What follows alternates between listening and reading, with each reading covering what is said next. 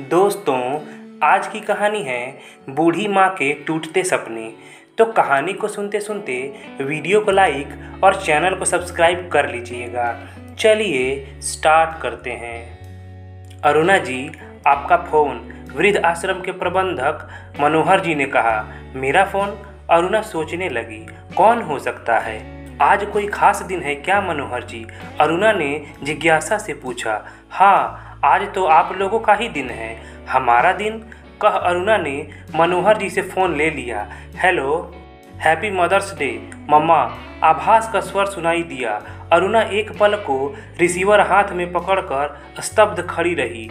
उसके मुंह से बोल भी नहीं फूट सके थे, बस आंखें झरझर बह रही थी, जिह्वा तालू से चिपक गई थी। क्या हुआ मम्मा, आप ठीक तो हैं ना?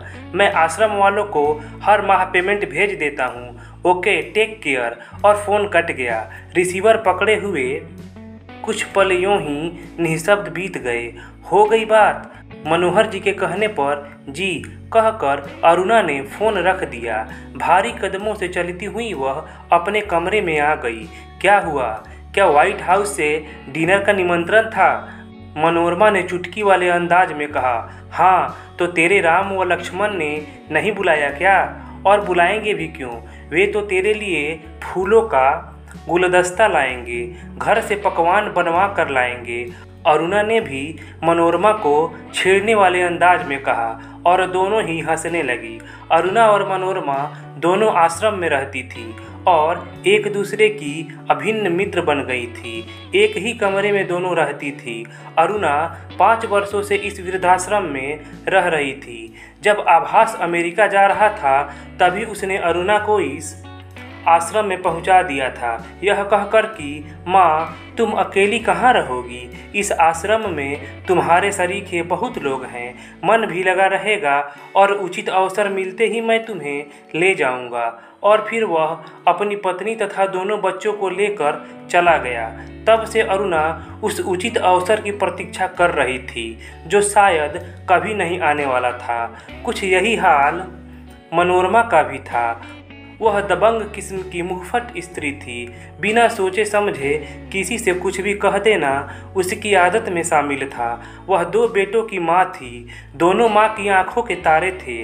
उनका विवाह मनोरमा ने बहुत ठोक बजाकर अपनी पसंद की लड़कियों से कर दिया था, लेकिन जिस घड़े को वह इतना ठोक बजा कर लाई थी वह घड़ा पानी भरते ही रिसने लगा। कहने को तो वह 2 बेटों की माँ थी, लेकिन जब वृद्ध अवस्था आई तो उसका जीवन दयनीय हो गया। घर के जिस आंगन में दोनों बेटों की किलकारियाँ गूंजती थी, हंसी के फुहारे छूटते थे, वही विवाह के कुछ ही वर्षों बाद घर के 2 टुकड़े करवा कर अलग अलग रह रहे थे। वह अवाक थी, किसके साथ वह रहे? दोनों ही तो उसके अपने थे, किंतु वह केवल यह सोच ही सकती थी। किसी बेटे ने यह नहीं कहा, माँ तुम मेरे साथ रहोगी। वह जानती थी कि बेटे अपनी अपनी पत्नियों के अधीन थे और वे वही करेंगे जो उनकी पत्नियां कहेंगी। वह मौन सब कुछ अपने कक्ष से देखती थी, किंतु कुछ भी कहने की स्थिति में नहीं होती थी।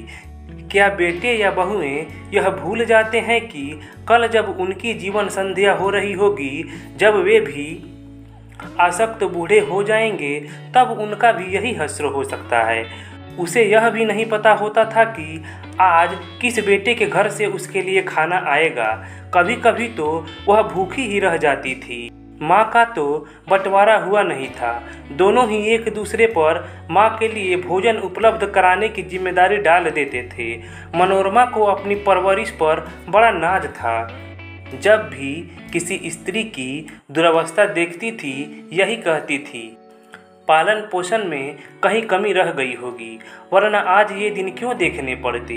किंतु जब स्वयं पर गाज गिरी तब उसे अपनी गलती समझ में आने लगी। दूसरों को अपने बच्चों की नकेल को कस कर पकड़ने की सलाह देने वाली क्या स्वयं भी नकेल को कस कर पकड़ सकी थी? स्वभाव की तेज महिला को किसी का भी थोड़ा तेजी से बोलना बर्दाश्त नहीं था। शायद उसकी इसी तेजी ने या अधिक अपेक्षा रखने की चाहत ने उसे इस कगार पर पहुंचा दिया था। माँ की इस दुरावस्था का भान होते ही उसकी बेटी उसे अपने घर लेकर चली गई। 2 माह तो वहीं ठीक से बीते, किंतु उसका भी भरा पूरा परिवार था। घर में सास ससुर भी थे, जिन्हें अब उसकी उपस्थिति अखर रही थी। इस बात को मनोरमा अब अच्छी तरह समझ रही थी, कहीं उसके कारण बेटी का जीवन अस्त व्यस्त न हो जाए। उसने समय रहते ही वहां से भी किनारा कर लिया और चुपचाप इस वृद्ध आश्रम में आ गई। उसे पैसों का इतना अभाव नहीं था जितना कि अपनों के स्नेह का।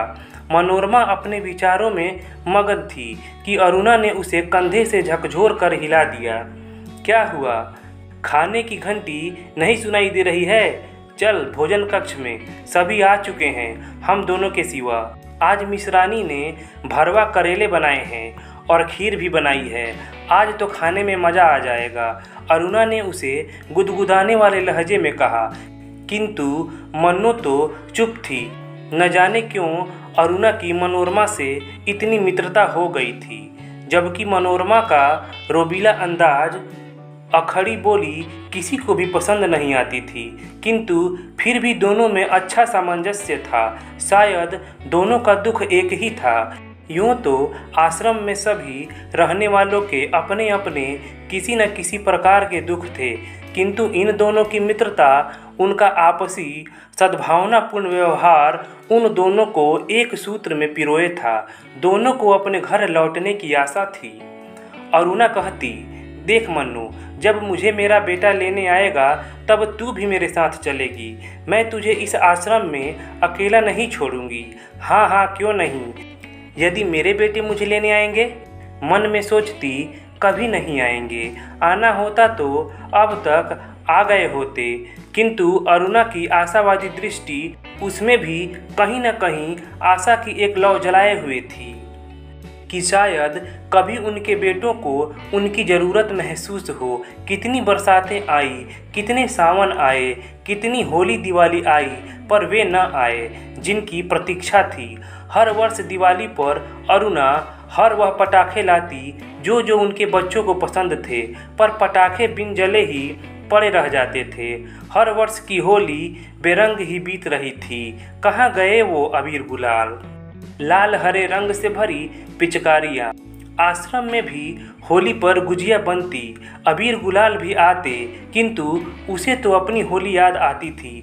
15 दिन पहले से ही पापड़, चिप्स, चावल के सेव आदि बनते थे। 1 सप्ताह पूर्व ही पकवान बनने शुरू हो जाते थे।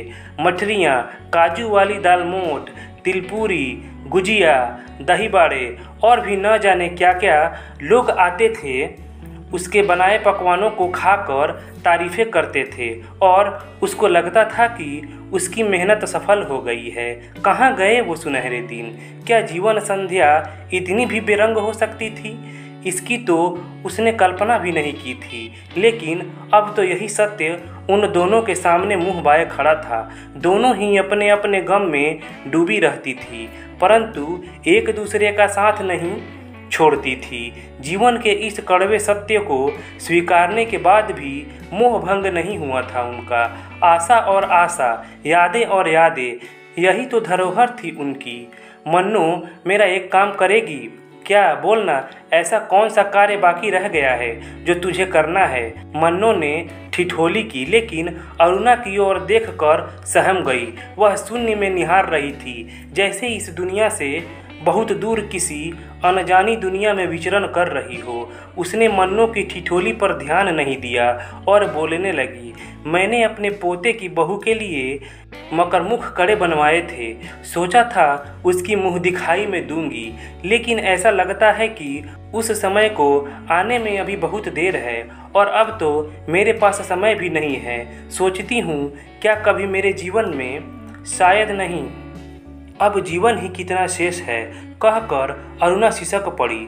अच्छा अरुणा, एक बात बता, हम माताएं अपने रक्त से अपने बच्चों की शिराओं को सींचती हैं, उन्हें जीवन प्रदान करती हैं, उनके सुख के लिए अपना सर्वस्व उत्सर्ग करने को तत्पर रहती हैं, सारे रिश्ते नातों से उनका परिचय कराती हैं। क्या वही बच्चे इतने निर्मोही हो सकते हैं? मन्नू ने कहा। अरुणा कुछ भी न कह सकी। वह केवल उसका हाथ पकड़कर ढांढस देती रही। वह कह भी क्या सकती थी? भला एक अंधा दूसरे अंधे को क्या रास्ता दिखा सकता है? उसने मनोरमा को साथ लिया और अपने कमरे में आ गई।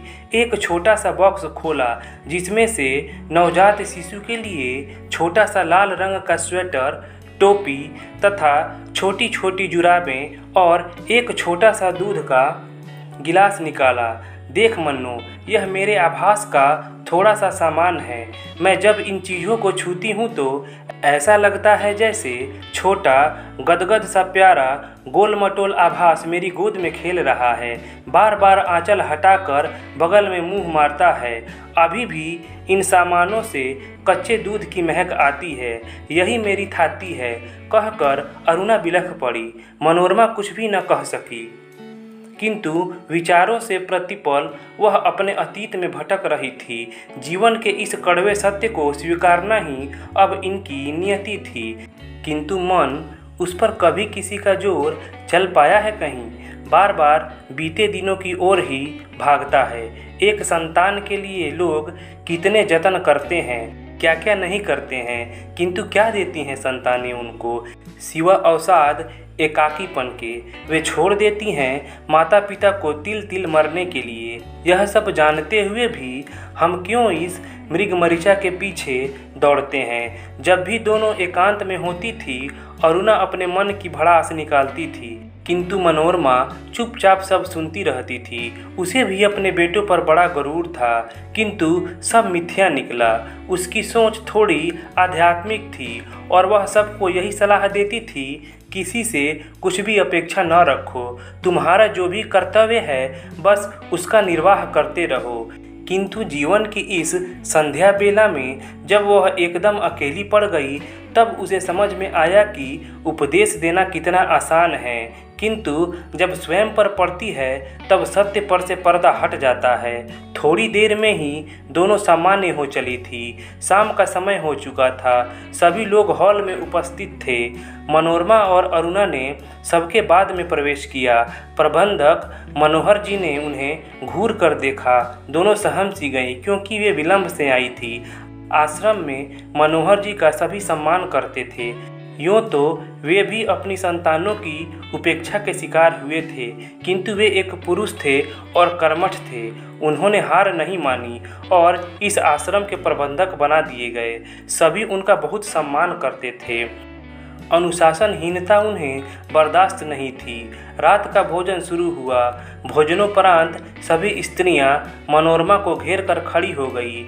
उन सभी में मनोरमा बहुत लोकप्रिय थी। वह किसी को कढ़ाई बुनाई सिखाती तो किसी को लिखना पढ़ना या फिर तरह तरह के व्यंजन बनाना सिखाती थी। सभी स्त्रियां उसे अपना अपना काम दिखा रही थी। मनोरमा हंस हंस कर सबके कामों को देख रही थी तथा तारीफें भी कर रही थी। अरुणा का मन नहीं लग रहा था। वह अकेली ही अपने कमरे में चली आई और आते ही बत्ती बंद करके सोने का उपक्रम करने लगी। मनोरमा ने आते ही बत्ती जला दी। क्या करती है, सोने देना, अरुणा खींच कर बोली। अच्छा, बड़ी जल्दी नींद आ गई। रोज तो रात में 12 बजे तक मेरा सिर खाती है बकवास करके, और आज नींद का बहाना मार रही है। चल उठ, अभी हम लोग दो दो हाथ रमी खेलेंगे।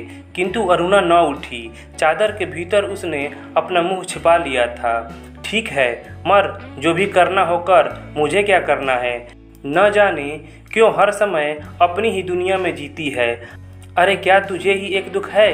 किंतु अरुणा ने कोई उत्तर नहीं दिया। बकझक करके मनोरमा भी सो गई। दूसरे दिन मनोरमा ने अरुणा से पूछा, हाँ तो अरुणा, उन छोटे कपड़ों का क्या करना है? तूने बताया नहीं। मनोरमा ने छेड़ा, यदि मेरी मौत हो जाए तो आभास को सौंप देना, यह बता कर कि यह उसकी पुत्रवधू के लिए है। अरुणा ने शांत स्वर में उत्तर दिया। दोपहर के भोजन का समय हो चुका था। मनोरमा ने आवाज़ लगाई, चल खाना खाने। रोज़ तो तू मुझे याद दिलाती है, लेकिन आज मैं तुझे बुला रही हूँ। देर होने पर पता नहीं क्या खाने को मिले क्या न मिले, चल जल्दी। लेकिन अरुणा ने नहीं में सिर हिला दिया। मनोरमा अकेली ही चली गई। न जाने क्या हो जाता है इस पगली को, न जाने किस जिजीविषा में जी रही है। अरे बेटे को आना होता तो अब तक आ ना जाता, मुझे क्या करना है। भोजनोपरांत मनोरमा कमरे में आई। अरुणा उसी प्रकार बैठी थी, गेट की ओर टकटकी लगाए। सायंकाल के 5:30 बज चुके थे। मनोरमा ने अरुणा से हॉल में चलने को कहा, किंतु अरुणा ने मना कर दिया। वह खिड़की से बाहर गेट की ओर टकटकी लगाए बैठी थी। चलना, कब तक प्रतीक्षा करेगी, कोई नहीं आने वाला है। और उसने अरुणा के कंधे पर हाथ रख दिया, किंतु अरुणा वहाँ थी ही कहाँ। वह तो इस आसार संसार से दूर कहीं अनंत में विचरण कर रही थी। हाथ लगाते ही उसका शरीर लुढ़क गया। मनोरमा हतप्रभ थी। सभी आश्रमवासी कमरे में घुस आए। मनोहर जी ने तत्काल आभास को फोन मिलाकर उसे यह शोक संदेश दिया। एक क्षण तो निशब्दता रही, फिर आभास का स्वर आया, दाह संस्कार कर दीजिए, इतनी शीघ्र आना संभव नहीं है। जो भी व्यय हो मुझे सूचित कर दीजिएगा। और फ़ोन बंद हो गया। मनोहर जी आश्चर्यचकित थे। कैसे कैसे बच्चे होते हैं, क्या उन्हें माँ बाप का दर्द महसूस नहीं होता है। लेकिन वे तो प्रबंधक थे, अभी बहुत कुछ प्रबंध करना था उन्हें। रात्रि के पहले ही अरुणा का पार्थिव शरीर अग्नि को समर्पित हो चुका था। मृत शरीर को किस लिए रोका जाता। रात्रि का तीसरा पहर बीत रहा था। मनोरमा विहल हो रही थी। आंसू थे कि थमने का नाम ही नहीं ले रहे थे। इतनी अंतरंग सखी जो चली गई थी, अब वह अकेली पड़ गई थी। दूसरे दिन उसने अरुणा का बॉक्स खोला, आभास के बचपन के कपड़ों और कड़े का एक पार्सल बनाया और मनोहर जी को देकर बोली, यह आभास को भेज दीजिएगा। अब वह निश्चिंत होकर अपने कमरे में आ गई। अरुणा, तुम्हारा बचा काम मैंने कर दिया। दोपहर के भोजन के लिए वह कमरे से बाहर न आई। सायंकाल और रात्रि के भोजन में भी वह अनुपस्थित थी। सबने समझा शोक में डूबी है, इसलिए नहीं आई। किंतु प्रातःकाल जब कमरे का दरवाज़ा नहीं खुला तब मनोहर जी शंकित हुए और उनके आदेशानुसार दरवाज़ा तोड़ा गया। मनोरमा का निर्जीव शरीर चारपाई पर पड़ा था। एक हाथ नीचे लटक रहा था और दूसरा सीने पर था। दोपहर बाद उस आश्रम से एक और अर्थी निकल रही थी। दोस्तों, अगर कहानी अच्छी लगे तो प्लीज़ चैनल को सब्सक्राइब कीजिएगा और वीडियो को लाइक कीजिएगा। चलिए मिलते हैं अगले कहानी वाले वीडियो में। धन्यवाद।